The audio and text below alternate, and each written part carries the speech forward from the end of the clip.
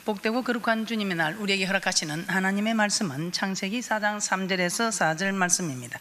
세월이 지난 후에 가인은 땅의 소산으로 제물을 삼아 여호와께 드렸고 아벨은 자기도 양의 첫 새끼와 그 기름으로 드렸더니 여호와께서 아벨과 그 제물은 연락하셨으나. 계속해서 우리는 예배를 통해 명하시는 것, 예배를 통해서 우리 하나님께서 말씀하시는 것이 무엇인가를 말씀을 통해서 깨닫게 됩니다. 우리는 지난 시간에 우리 하나님께서 우리와 택한 자와 언약을 맺으시고 출애굽한 이스라엘 백성들에게 시내산에서 언약을 맺으셨습니다. 그 언약을 선포하신 것이 십계명이었습니다. 십계명에서 4계명까지 우리가 살펴보았고 5계명부터 오늘 한번 살펴보도록 하겠습니다. 출애굽기 20장 12절입니다. 출애굽기 20장 12절에 우리 하나님께서는 내 부모를 공경하라 이렇게 말씀하고 있습니다. 5계명 내 부모를 공경하라. 저는 그래서 그렇게 말합니다. 남의 부모 아니고 자기 부모, 남의 부모를 공경하라면 우리가 좀 힘들 수 있습니다. 그런데 자기 부모를 공경하라. 그래서 부모를 공경하게끔 만들어 두면 그 자녀는 무조건 잘 되게 되어 있습니다. 부모도 좋고 자녀도 좋고, 우리 세상 말로 누이 좋고 매부 좋고 그런 말이 있지요. 너도 좋고 나도 좋고 다 함께 좋은 이 자녀가 부모를 공경하게만 만들어 놓으면, 저는 이 성경에 보니까 부모를 공경하게만 만들어 놓으면 모든 것이 다 해결됩니다. 자, 출애굽기 20장 12절 합독하도록 합니다. 시작. 내 부모를 공경하라. 그리하면 너의 하나님 나 여호와가 내게 준 땅에서 내 생명이 길리라. 저희 교회에 부모를 공경하는 참 귀한 분들이 계십니다. 그래서 그 하나만 해도 저는 너무 참 제 주위에 믿음이 좋은 분들도 존경하지만 그 부모를 잘 공경하는 이런 모습을 보면 정말 제가 머리가 숙여집니다. 그냥 부모를 모시는 분만 해도 저는 감동합니다. 그런데 정말 지극정성으로 모시는 귀한 분이 저희 교회에 참 많이 계십니다. 그래서 저는 우리 교회를 좋은 교회라고 합니다. 부모를 공경하면 내가 내게 준 땅에서 내 생명이 길리라. 에베소서 6장 2절 3절 너무나 잘 아는 말씀이지만 한번 합독해 보도록 하겠습니다. 에베소서 6장 2절에서 3절입니다. 합독합니다. 시작. 어머니를 공경하라. 이것이 약속이 있는 첫 계명이니 이는 내가 잘되고 땅에서 장수하리라. 잘되고 내 아버지와 어머니를 공경하라. 이것이 약속 있는 첫 계명이니 이는 내가 잘되고 땅에서 장수하리라. 잘 된다는 겁니다. 그래서 저는 이 하나님의 명하시는 법을 자녀들에게 가르치고, 너 잘 된다. 잘 될 건 잘 될 것인데 어떻게 잘 될 것이냐? 크게 잘 될 것입니다. 이렇게 인사를 주고받고 있습니다. 크게 잘 될 것입니다. 잘 되고 장수하는 복까지 주신다고 말씀하고 있습니다. 또한 신명기 5장 16절에서는 이렇게 말씀하고 있습니다. 내가 준 땅에서 내가 생명이 길고 복을 누리리라. 잘 되는 게 물론 복을 누리는 거지요. 복을 누리리라. 네가 잘 되고 복을 누리고 장수하리라. 우리가 이거 자녀들에게 이것만 임하면 자녀들 인생 성공한 거 맞지요? 자녀가 잘 되고 복을 받아 누리고 장수한다면 뭐 더 이상 뭘 바라겠습니까? 그런데 이 축복이 부모를 공경하는, 그래서 우리 어려서부터 부모를 공경하게끔 이렇게 자라게 하면 이것이 그 자녀에게 큰 축복의 분복입니다. 그런데 우리는 그 자녀가 하는 대로 자녀의 뜻대로 다 들어주면 이게 자녀를 섬기는 건 줄 생각합니다. 그렇지 않습니다. 하나님을 잘 섬기는 법이 부모를 잘 섬기도록 만들어두는, 이것이 하나님을 잘 섬기는 법이다 이 말입니다. 네 낳은 부모를 섬기면 우리 하나님 이것을 기뻐하시고 네 자녀가 이 땅에서 잘 살고 복을 받아 누리고 생명이 길리라. 이렇게 부모를 공경하면 내가 준 땅에서 내가 생명이 길고 복을 누리리라. 잘 되고 장수하리라. 이렇게 말씀하고 있는데 신명기 27장 17절 16절에서는 또 이렇게 말씀하고 있습니다. 그 복 안 받아도 됩니다. 그냥 복 안 받아도 되니까 저 뭐 부모 공경 있는 거 신경 쓰고 싶지 않습니다. 그런데 신명기 17장 16절에서는 공경하지 복 안 받는 거 괜찮죠. 그런데 공경하지 않게 되면 부모를 갱홀히 여기게 되죠. 그럴 때는 저주를 받게 된다고 말씀하고 있습니다. 신명기 27장 16절 합독합니다. 시작. 그 부모를 경홀히 여기는 자는 저주를 받을 것이라 할 것이요 모든 백성은 아멘 할지니라. 예, 그렇게 되어도 저희들은 믿고 따르겠습니다. 예, 이건 저주를 받게 된다는 거 믿습니다. 저희들이 저주를 받아도 할 말이 없습니다. 아멘입니다. 이렇게 말씀하고 있습니다. 자, 이처럼 하나님은 부모를 공경하는 것을 아주 중요하게 여기십니다. 그러면 어떻게 하는 것이 부모를 공경하는 것일까요? 부모를 공경하는 것일까요? 첫째, 부모의 쓸 것을 공급해 주는 것이라고 성경에서 제가 한번 찾아봤습니다. 부모의 쓸 것을 공급해 주는 것이다. 이제 성인이 되면 말만 잘 듣는 것도 감사하지만 그래도 이제는 부모가 자기를 뒷바라지 했으면 이제는 부모를 뒷바라지 해주는 이것이 부모를 공경하는 것이라고 말씀하고 있습니다. 마가복음 7장 10절에서 13절 말씀 합독하도록 합니다. 마가복음 7장 10절에서 13절 말씀입니다.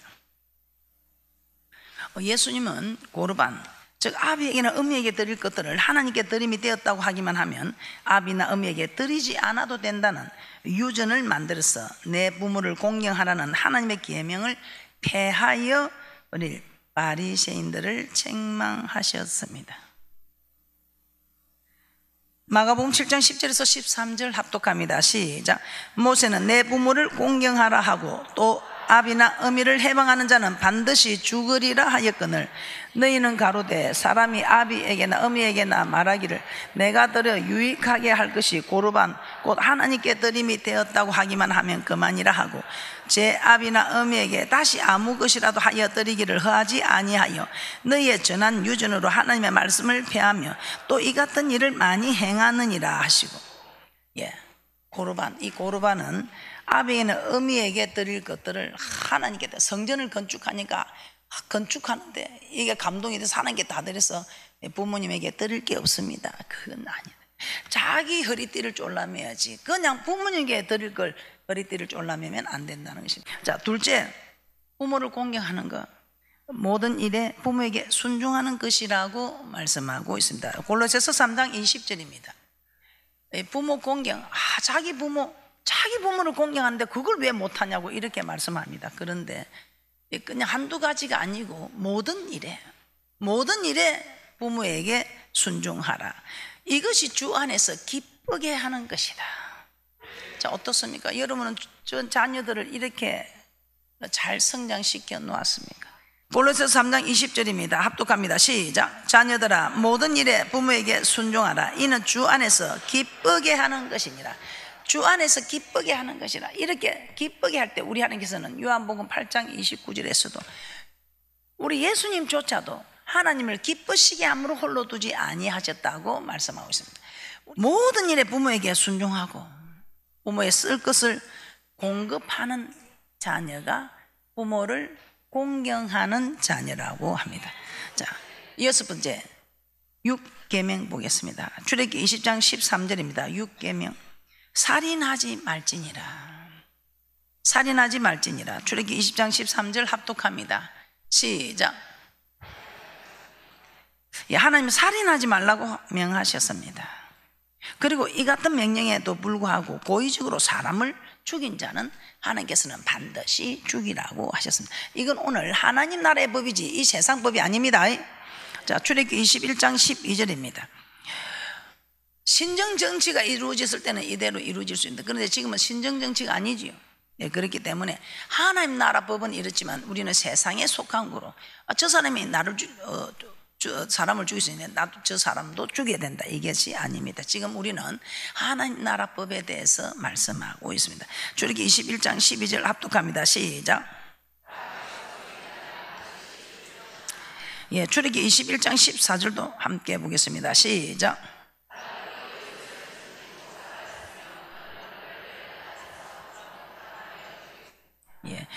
레위기 24장 21절도 한번 찾아보겠습니다. 그래서 우리 하나님께서는 사람을 죽인 자는 반드시 죽이라고 했습니다. 지금은 우리가 사람을 죽인 자는 우리가 죽이서는 안 되고 하나님 세상법으로 죽인 자에게 형벌이 주어지고 있습니다. 그래서 지금은 사람을 죽인 이 세상의 일들은 세상법에 맡겨두고, 지금도 우리는 하나님 나라의 법으로 정말 사람을 죽였다면 우리는 그 죽인 자의 대가로 우리가 육은 지금 세상법의 다스림을 받지만 우리의 영은 죽게 되겠죠. 그래서 이런 말을 하시는 것은 이런 짓을 하지 말라는 것입니다. 세상법에도 저촉이 되지 않고 하나님 나라도 저촉이 되지 않도록 이런 짓을 하지 말라는 것입니다. 레위기 24장 21절 합독합니다. 시작. 짐승을 죽인 자는 그것을 물어줄 것이요 사람을 죽인 자는 죽일지니. 짐승을 죽인 자는 물어주면 되는데 사람을 죽인 자는 죽인다. 자, 민수기 35장 16절입니다. 이런 말들은 뭐 자세히 여러분이 알면 더 좋겠지만 그냥 이런 법이 있기 때문에 오늘 하나님이 우리에게 말씀하는 게 절대로 사람을 죽이는 일을 하지 말라는 것입니다. 민수기 35장 16절입니다. 합독합니다. 시작. 만일 철 연장으로 사람을 쳐 죽이면 이는 고살한 자니 그 고살자를 반드시 죽일 것이요. 그런데 하나님께서 살인자를 이처럼 크게 징계하는 이유가 무엇일까요? 창세기 9장 5절에서 6절 말씀을 한번 찾아보겠습니다. 왜 하나님은 살인자를 이처럼 크게 징계하실까요? 징계하시는 이유가 있다는 것입니다. 창세기 9장 5절에서 6절 말씀입니다. 우리는 사람은 하나님의 형상대로 지음을 받은 특별한 존재입니다. 그러므로 사람을 죽인다는 것은 하나님의 형상을 파괴하는 것이며 생명의 주관자 되시는 하나님께 죄를 범하는 것입니다. 우리의 생명이 우리 것이 아니고 하나님 것입니다. 그래서 하나님께 죄를 범하게 되는 것이라는 것입니다. 창세기 9장 5절에서 6절 합독합니다. 시작. 내가 반드시 너희 피 곧 너희 생명의 피를 찾으리니 짐승이면 그 짐승에게서 사람이나 사람의 형제면 그에게서 그의 생명을 찾으리라. 무릇 사람의 피를 흘리면 사람이 그 피를 흘릴 것이니 이는 하나님이 자기 형상대로 사람을 지었음이니라. 하나님의 형상대로 사람을 지었음이니라. 하나님의 형상대로 사람을 지은 특별한 존재라는 것입니다. 그러므로 사람을 죽이는 것은 하나님의 형상을 죽이는 것입니다. 하나님의 형상을 파괴하는 것. 우리의 생명이 우리의 것이 아니고 하나님 것입니다. 하나님께 속한 것입니다. 그렇기 때문에 우리가 이 생명을 앗아가는 것은 생명의 주관자 되시는 하나님 앞에 죄를 범하게 되는 것입니다.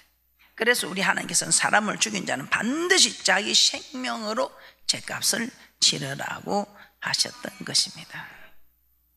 반드시 생명을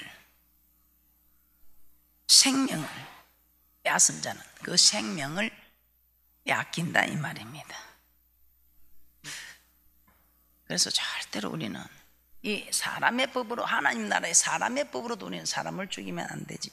그런데 하나님 나라의 법으로는 하나님의 형상을 파괴하는 일이기 때문에 절대로 이렇게 죽여서는 안 된다는 것입니다. 7계명입니다. 7계명. 이 7계명에는 간음하지 말지니라. 참 요즘은 뭐 하여튼 세상이 뭐 말세지 말이 된다고 하니까 그렇습니다만은 아무리 말세지 말이 되어도 하나님의 사람들은 하나님의 법을 지키게 되어 있습니다.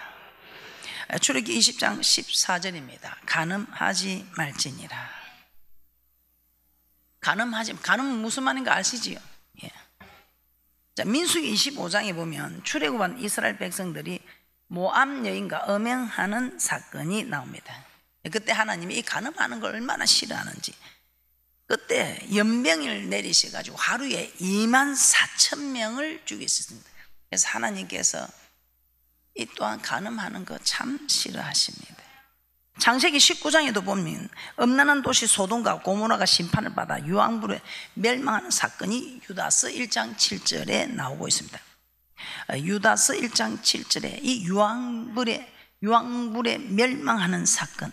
자, 이처럼 하나님은 간음에 대하여 무섭게 심판을 하셨습니다. 그러면 하나님께서 간음에 대하여 철저하게 심판하시는 이유가 무엇인가 이 말입니다.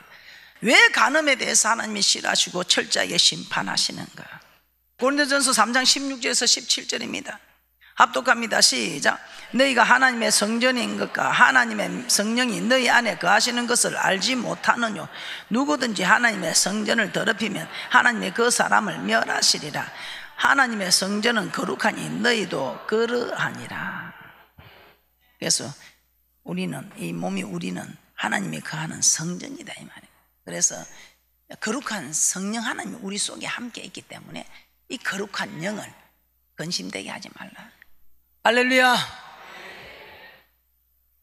고린도전서 6장 18절에서 20절입니다. 왜 우리 하나님은 이 간음에 대해서 철저하게 심판하시는가? 성령이 거하는 성령 하나님이 네가 내 속에 내가 네 속에 거하면 무엇이든지 그리하라. 내가 이루리라. 네가 내 안에, 내 말이 네 안에 거하면. 그래서 우리는 하나님의 말씀을 주야로 묵상하는 거룩한 하나님의 말씀을 늘 마음판에 새기는 성령 하나님이 함께 거하시는 이 거룩한 성전, 몸이 이 거룩한 하나님이 우리 마음속에 함께하기 때문에 이 성전이라고 합니다. 그런데 고린도서 6장 18절 20절에서는 음행을 피하라. 사람이 범하는 죄마다 몸 밖에 있거니와 음행하는 자는 자기 몸에게 죄를 범한다. 고린도전서 6장 18절 20절 합독합니다. 시작. 음행을 피하라. 사람이 범하는 죄마다 몸 밖에 있거니와 음행하는 자는 자기 몸에게 죄를 범하느니라. 너희 몸은 너희가 하나님께로부터 받은 바 너희 가운데 계신 성령의 전인 줄을 알지 못하느냐. 너희는 너희의 것이 아니라 값으로 산 것이 됐으니 그런즉 너희 몸으로 하나님께 영광을 돌리라. 아멘. 우리 몸은 하나님의 성령이 거하시는 성령의 전입니다. 죄를 지어도 다 죄는 이 손으로 짓는 것도 몸 밖에 일이고 다 말로 짓는 것도 몸 밖에 있다. 이 간음은 몸 밖에 있는 것이 아니다 이 말입니다. 자기 몸 안에 죄를 범하는, 우리 몸은 하나님의 성령이 거하는 성령의 전이다 이 말입니다. 그러므로 간음을 행하는 자는 하나님의 성전을 더럽히는, 하나님이 성령 하나님이 거하시는, 이게 이 하나님의 이름을 둔 성전이 아니라 성령 하나님이 거하는 곳이다 이 말입니다. 하나님은 간음함으로 하나님의 성전을 때문에 성령 하나님이 거하시는 곳을 더럽히는 그 사람을 멸하시겠다고 합니다. 따라서 우리는 내 몸이 내 것이 아니라 하나님의 성전임을 명심하여 우리의 몸으로 하나님께 영광을 돌려야 한다. 내 몸이 성전이면 앞으로 내 몸의 성전에 예배를 드리면 되는데 이거 아니죠. 거룩한 성령 하나님이 거하는 곳이다. 하나님이 거하는 곳이니까 이 성전이라 거룩한 곳이라는 말이지, 우리가 예배를 드리고 하는 그 성전은 아니라는 것입니다. 여덟 번째 8계명입니다. 출애굽기 20장 15절에 8계명, 도적질 하지 말지니라. 하나님은 도적질 하지 말라고 하셨습니다. 무엇을 도적질 하지 말라는 것일까요? 무엇을 도적질 하지 말라는 것일까요? 첫째, 사람의 것을 도적질 하지 말라는 것입니다. 레위기 19장 11절입니다. 레위기 19장 11절, 사람의 것을 도적질 하지 말라는 것입니다. 레위기 19장 11절 합독합니다. 시작. 너희는 도적질 하지 말며 속이지 말며 서로 거짓말 하지 말며. 도적질 하지 말라. 두 번째, 하나님의 것을 도적질 하지 말라는 것입니다. 사람의 것도 도적질해서는 안 되고 하나님의 것도. 말라기 3장 8절입니다. 사람의 것은 무엇이며 하나님의 것은 무엇인가? 우리는 사람과의 일들에 있어서 지금 우리 이 세상에서 존재하는 일들을, 물건을, 탐이 나는 일들을 도적질하지 말라는 것입니다. 그런데 하나님의 것을 도적질하는 것은 하나님의 법에 기록된 말라기 3장 8절에 하나님의 것을 도적질하지 말라. 이 하나님의 것을 무엇이라고 합니까? 말라기 3장 8절 합독합니다. 시작.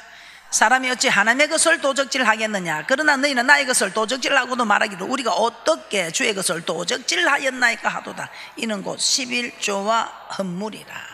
11조와 헌물이 하나님의 것이라고 합니다. 따라서 11조와 각종 헌물을 하나님께 드리지 않는 것이 바로 하나님의 것을 도적질하는 것입니다. 자, 이렇게 하나님의 것을 도적질할 때 어떤 사건이 일어납니까? 말라기서 3장 9절입니다. 말라기서 3장 9절 합독합니다. 시작.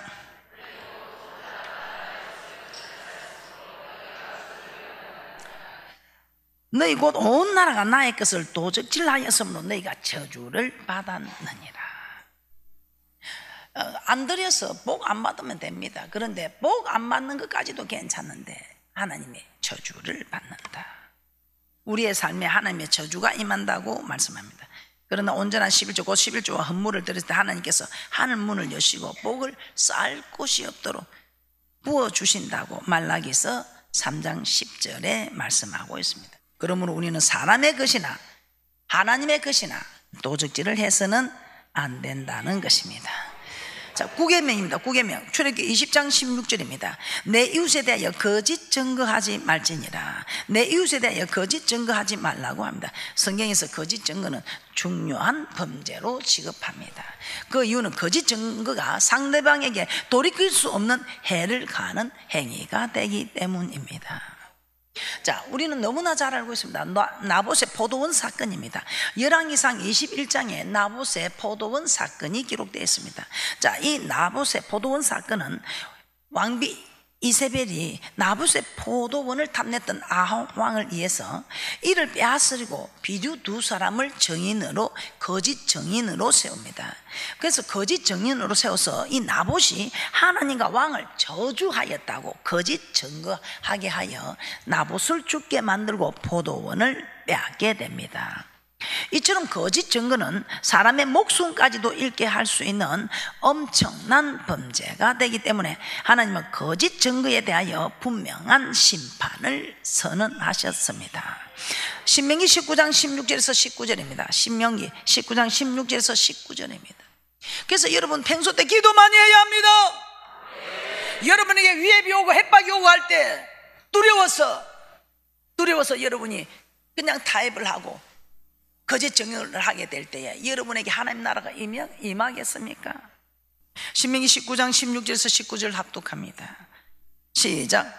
만일 위정하는 자가 있어 아무 사람이 악을 행하였다 말함이 있으면 그 논쟁하는 양방이 같이 하나님 앞에 나아가 당시 제사장과 재판장 앞에 설 것이요 재판장은 자세히 사실하여 그 정인이 위정인이라 그 형제를 거짓으로 모함한 것이 판명되거든 그가 그 형제에게 행하려고 꾀한 대로 그에게 행하여 너희 중에서 악을 제하라.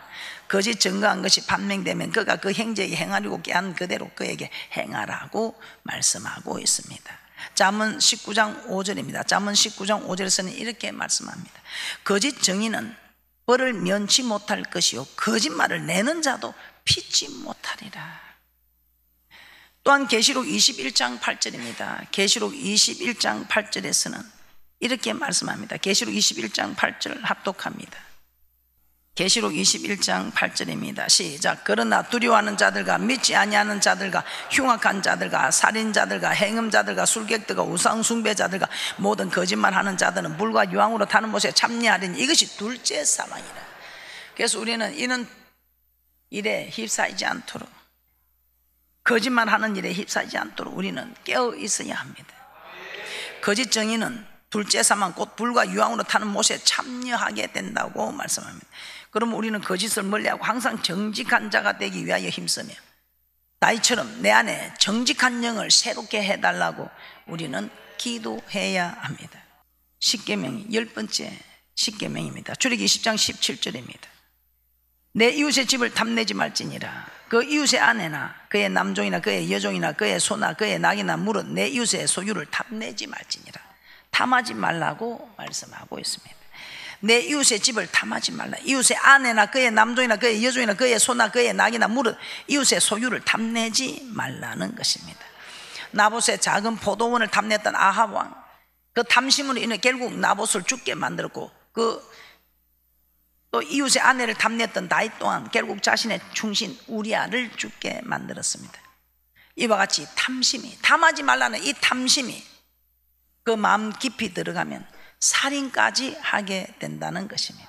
그러므로 어떤 경우에라도 이웃의 집이나 아내 등 그 소유를 탐내어서는 안 된다는 것입니다.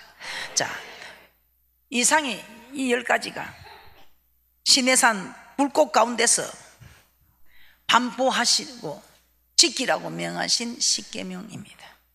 하라 하지 마라. 천국 가기 위해서 힘쓰시는 우리는 귀한 여러분들 천국 가기 위해서 힘쓰는 우리 모두 이 계명을 지켜야 됩니다. 하라 하지 말라 이 계명을 지켜야 하나님 나라가 우리에게 유업으로 허락되어진다.